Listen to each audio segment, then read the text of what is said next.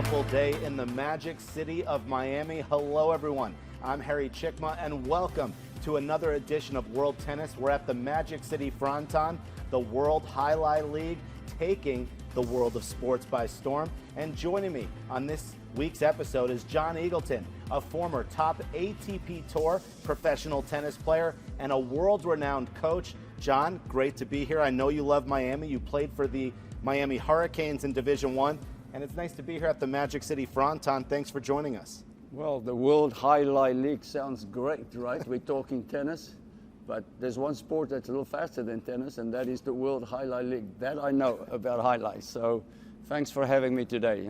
Well, there are a lot of similarities with tennis and highlight.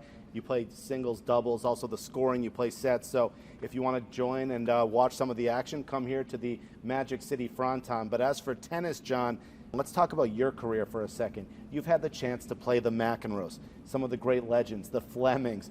What was it like to be a pro tennis player at that level, playing Wimbledon, playing the US Open, and all those great experiences?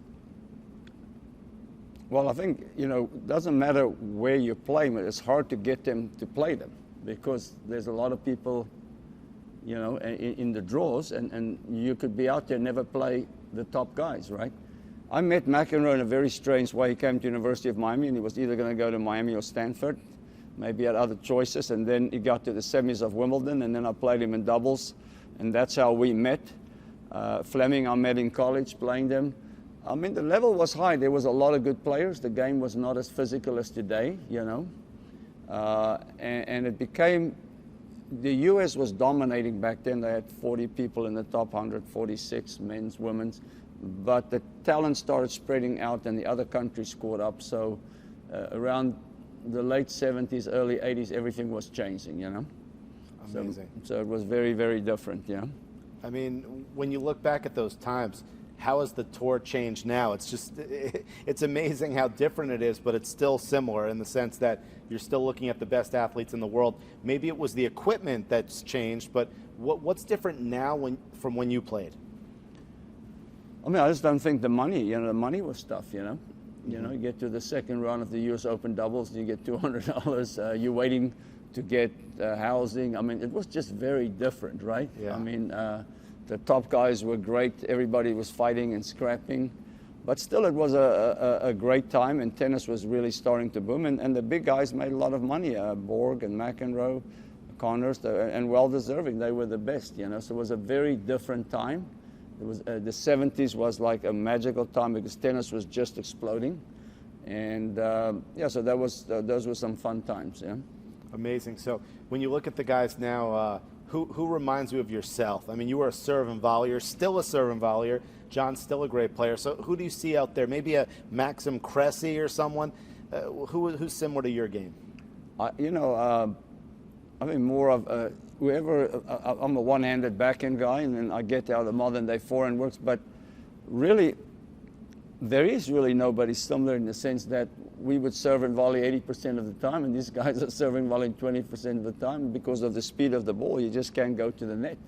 And because of the fact that, the passing shots are hit at 100 miles an hour. So there's not really anybody that I think, it's such a different world, The athletes are better trained, they're faster, they hit it bigger. So you really can't go back and compare, I think, But yeah, maybe I would be like a serve and volleyer, like a Cressy, but then in our day, everybody was a serve and volleyer, right? Exactly. Yeah. But I mean, right now, we talked about the men's earlier. What about the women's tour? Serena Williams retiring, Naomi Osaka having a child. So she's not really playing a lot. I mean, who do you see stepping up? One of my favorite players who's ranked in the top 50 is Alicia Parks from America. She just won her first WTA Tour Pro tournament. Not everyone knows who Alicia is, but she has a huge serve, tied the record at the US Open for the fastest serve ever at that tournament. She can crank it close to 150. Iga Swiatek, #1 in the world from Poland, fantastic player, unstoppable for a while, so physical. What do you like about Iga's game? Iga came up with something very different, She's a little bit like, well, they're not similar, but Taylor Fritz plays a little tighter in. She plays in tight. But one of the things you have to look at with these players like that, I think she was a rower. When you look at some of the other Europeans, they were either skiers, and so they've got great physicality. And she has an unbelievable wrist, and she was hitting the ball so fast and so quick. I don't think anybody could read any shot she hit, and she was swinging big. So she's going to be around winning Grand Slams. But again, I think you got Sabalenka. I mean, there's a list of 20 girls that can win Grand Slams. The level is high. I think women's tennis has never been more interesting to watch. And they compete well. America's got a couple of great players. Daniel Collins, amazing what Jessica Pegula has done.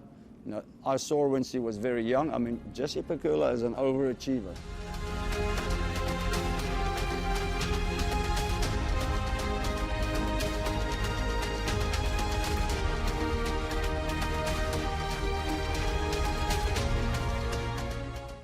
What is Battle Court Highlight? The world's fastest ball sport, and so much more. Highlight is played inside a 3-wall court that measures just 120 feet long by 33 feet wide. The game is played with a hand-woven wicker basket called a cesta and a highlight ball. The ball is as hard as a rock, and it travels around the court at an average speed of 150 miles per hour. Players will crash into the sidewall or throw themselves onto the concrete ground without a single layer of padding just to get to it. Highlight is like playing baseball if you had to catch and throw with just the gloved hand. And it's a rally sport, kind of like tennis, but much more dangerous. This is Battle Court Highlight.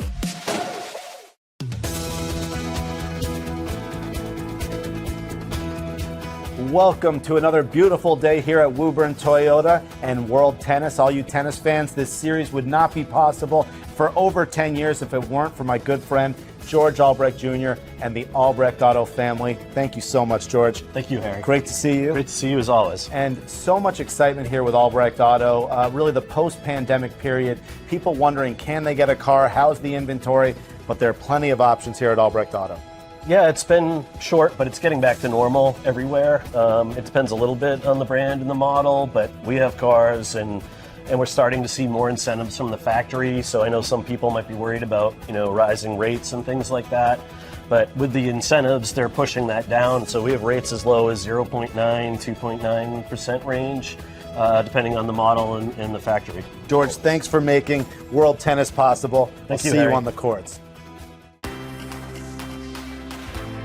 Alcaraz, do you think he's going to make it now? Because he's having health issues. He had a great run winning the U.S. Open, #1 in the world, but this year's been rough. I mean, we'll see what he can do on the clay, but it looks like he's having health issues. I predicted, and my predictions are often wrong now these days, but I predicted Alcaraz would have a career like Jim Courier. Maybe he'll win 4 majors, which is amazing, Hall of Fame career, but I just don't see him winning 20, winning 18 like Federer, Nadal, Djokovic. So, I mean, he's already having the health issues. How far can Carlos go? Well, I mean, I think he can win a lot of tournaments because he's got a lot of time, right? I mean, so we're talking about a guy that could have another 15 years. So in 15 years, you can have your moments. But here's the problem with Alcaraz. When you look at a guy that's 100 in the world, they're matching him physicality-wise. The depth on the ATP Tour today and the level of play, whether it's a 500,000 or a 250 tournament, I mean, it looks like the finals of Wimbledon. So the problem is the number of people he has to beat today and the level he has to play in every single match, day in and day out. There's no gimmicks. It's so physical. But he has enough talent that he can do that, and obviously he's pretty well trained. He has one of the best coaches in the world, He definitely has a long way to go. Like you said, 15 years, anything can happen. But, in tennis, we could have a new guy come up. And someone who's kind of slowed down a little bit, surprisingly, is Daniil Medvedev. I mean, he does have his major. He beat Novak in that epic U.S. Open final. But what's wrong with Medvedev right now? I mean, he was a guy that played with a wide base, played open, could play great defense. He would serve big, hit the ball flat. The problem is there's a lot of other people that can do that and hit with more spin, And again, for me, a tennis player is like Muhammad Ali. I loved Ali, right? But what's happening, they're going to battle so many times, so many weeks, that I think a lot of these guys over a period of just 1 year become vulnerable because they've been in too many battles. I think tennis players like Medvedev that make it that physical need to play less, and they have a better chance. Because you just cannot keep up that level. Tennis is just too hard now. Exactly. You know what I mean? Would you agree with that? 100%. Well, you said something that I loved, and people don't realize it. Like when you're an actual player like John, you played Division I. Of course, I played at Rutgers. You realize how good everyone is. And the guys playing in the first round at the U.S. Open look like they could win a major. And to be honest, some of them could win majors. I mean, we've seen it before with Thomas Johansson, Gaston Gaudio going on and winning major titles. So when you're a guy like Medvedev, and he has a big serve, but the rest of his game, I mean, he doesn't put a lot of shots away. To have to do that against top players every single day is tough. He doesn't have a John Isner serve. He doesn't have the Nadal forehand. So, I mean, it's going to wear down, like you're saying, isn't it? Well, I think his forehand is much bigger than he gets credit for, and his serve is bigger than he gets credit for, right? Sure. He has no weakness. His movement, his defense, in some way, he's a very different Novak Djokovic. Yeah. You're right? He has similarities. Some similarities, right? And he's going to be around and win a lot more Grand Slams. I think what hurt him is that match where he was up against Nadal. Yeah. And he should have won that match, and I think that set him back mentally. Everybody has a match that set him back mentally. Federer has 2 of them where he had those match points against Novak Djokovic. I don't know why he hit it to his forehand, but those things can mentally leave scars, right? And I think he was a bit scarred from that lead on Nadal, you know? Absolutely. But it looks like he's coming back. They were just talking about his level last week, how good Medvedev's level is. Even Rublev is in there. I'm going to be surprised if Rublev doesn't win somewhere, pull it off, and he deserves it too. He's such a great competitor, you know? He has a beautiful game too. I mean, you know, he hits the ball as hard as anyone, and it took him a while to finally get the monkey off his back and beat Medvedev, but he's done that, and he has a good attitude too. So I think Rublev's in there. How about FAA, Felix Auger-Aliassime? He has a big game, but I've kind of questioned Felix's mental ability to win a major, but how do you like his status? He has every shot in the book. He's the talented guy. He's got the serve, he's got the forehand, he's got the backhand, he has high expectation. But again, the level of tennis is extremely high, and he's picked up his physicality. So the way I look at him is, a year ago, he had to really work to hit the ball big. And so what is your degree of difficulty? The one thing that nobody talks about is, what is your degree of difficulty? It was hard for him to hit the pace. Now he's physically so good, he can generate the same amount of pace much easier, and then he can pick it up. So as he gets physically better, he's going to guy that going to beat a lot of people. I'll be very surprised if he doesn't win a Grand Slam, you know? He's a great player. Well, John Eagleton, a legend. So much more coming up on this broadcast of World Tennis. I'm Harry Chickma alongside the great John Eagleton. We're at the Magic City Fronton World Highlight League, making this year's episode possible. We're having a great time. We'll be right back from Miami with more World Tennis.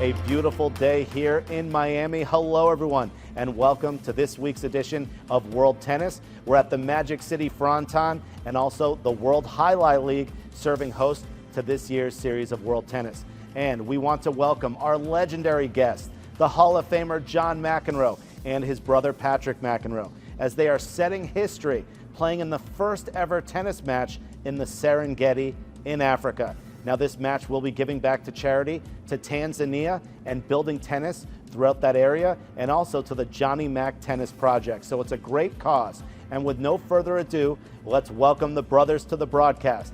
So we start with John, the Hall of Famer. Tell me about this excitement. December 1st through the 8th, you're heading to the Serengeti with your brother. What's this all about?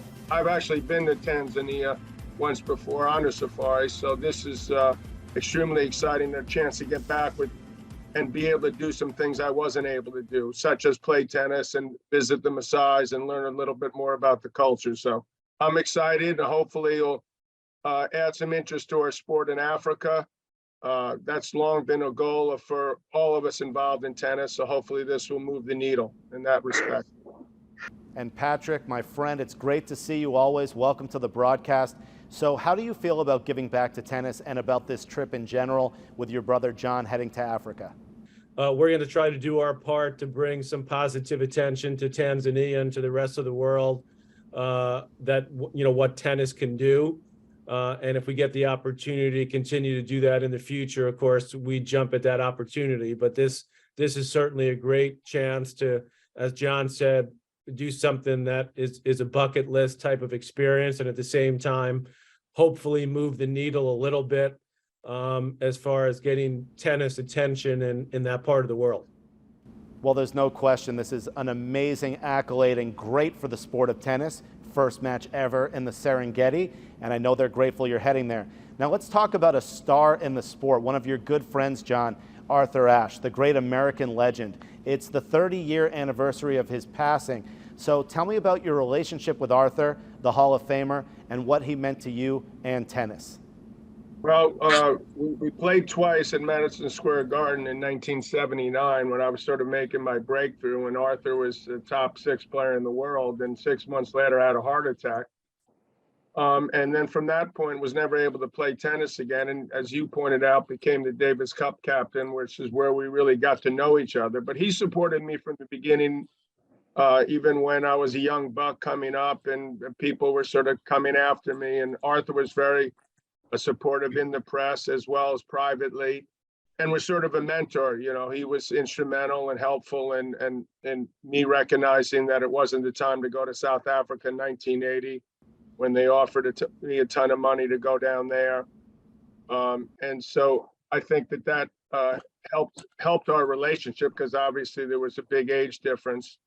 And then we got to know each other well off the courts, but particularly in the Davis Cup matches, being able to discuss everything but tennis, truthfully. And I felt like it helped me quite a bit. And it was just a sad reality that someone as important to our sport as him was, got AIDS eventually and passed away at the age of 49. I only wish he had been able to see the court named after him and sort of been a bigger part of tennis. But obviously, for him, South Africa and Africa in general is extremely important to him. So if he's looking up from above 30 years later, hopefully he'll look at what we're, this obviously is a bucket list trip for us. So I'm not going to lie and tell you this is an amazing experience for us. But hopefully it will bring some more awareness and interest in our sport, because obviously to me it's always been a worldwide game. So but we have that issue in New York where I am right now. It's not as if it's not affordable enough in all parts of the world. So this is something that's been ongoing, and I will continue to pursue the rest of my life.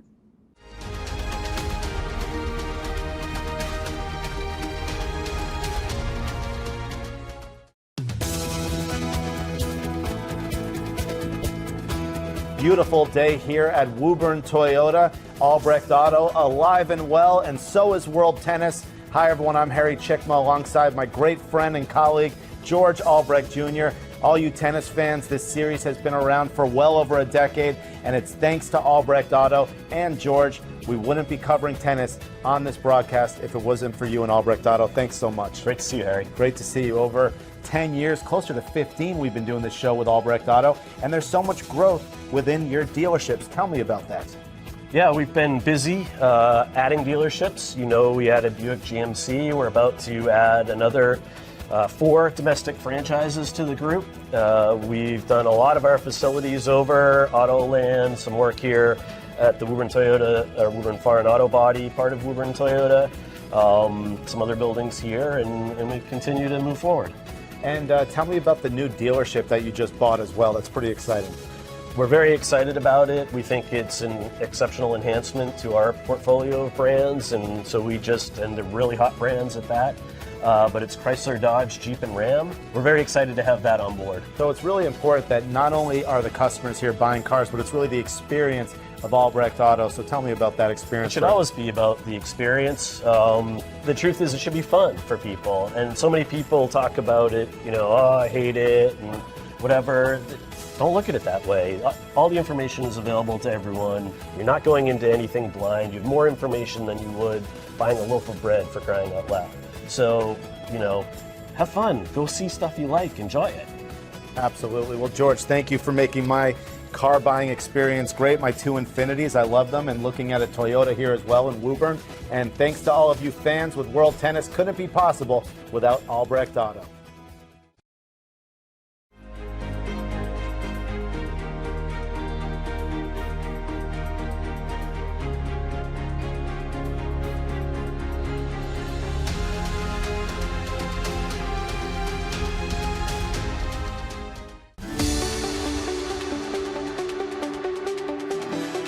Welcome back to World Tennis with Harry Chickma.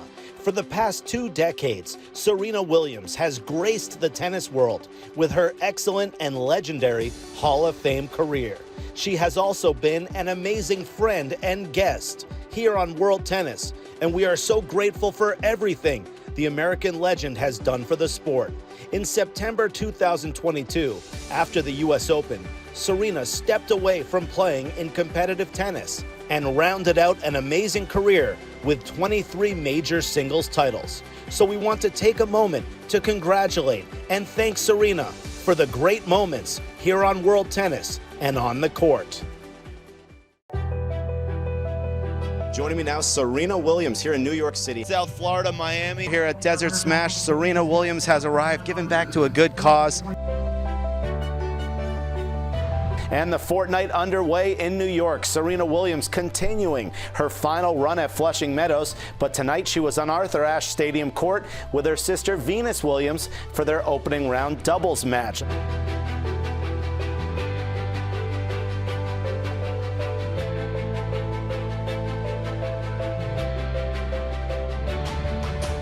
You're here for Taste of Tennis again. What brings you back? Well, I love coming here. This is like, I don't know, my 4th, 5th year. So it's always fun. It's a good way to kick off, the Open and look at some cooking and taste different chefs' things. I mean, hello. The combination of tennis and cooking, how is that for a match? It's a great match, right? I mean, tennis players need to eat, need to have energy. So we got to get that somewhere. The magic continuing at Flushing Meadows last night. Serena Williams upset the number 2 player in the world, Janette Kontaveit, advancing to the 3rd round of the Open.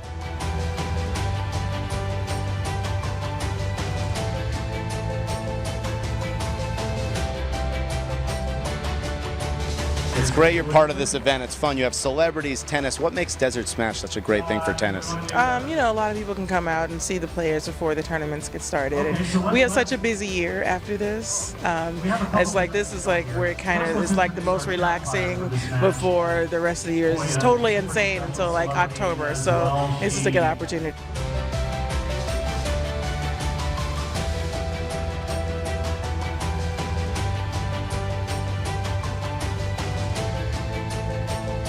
And a spot in the quarterfinals on the line today at Flushing Meadows. The US Open continuing in New York.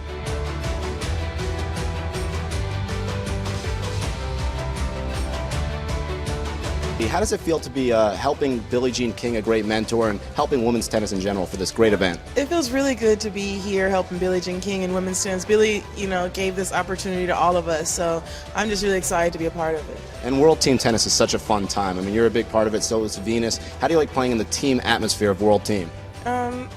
I love it. It's fun, it's just something you don't get to do in tennis, play on a team. So, and every team member has to play a part and it counts. So it's like you're really edging your team on, so it's cool. I'm not used to that, so it's awesome.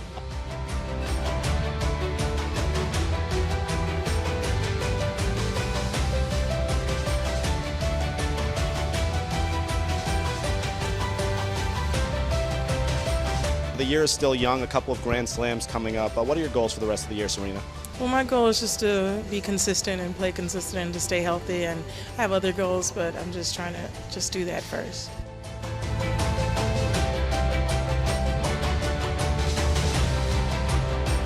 To know that your hard work in tennis is helping the community. What does that mean to you? Well, it means a lot to me. You know, I'm really excited to see so many people out here and having an opportunity. I mean, it's thousands of people out here. So, I mean, everyone signed up for the Ultimate Run here in Miami Beach. South Beach is going to be fun. I'm actually going to be running the 10K. Never ran that far before. Shocking. But we'll see how I do.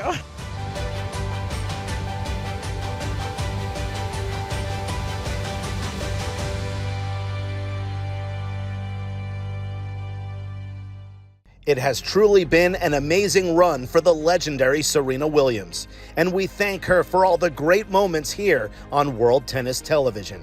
That wraps up our broadcast for this week. For the rest of our staff, I'm Harry Chickma. Thanks for joining us, and we'll see you again next week to recap the world of tennis.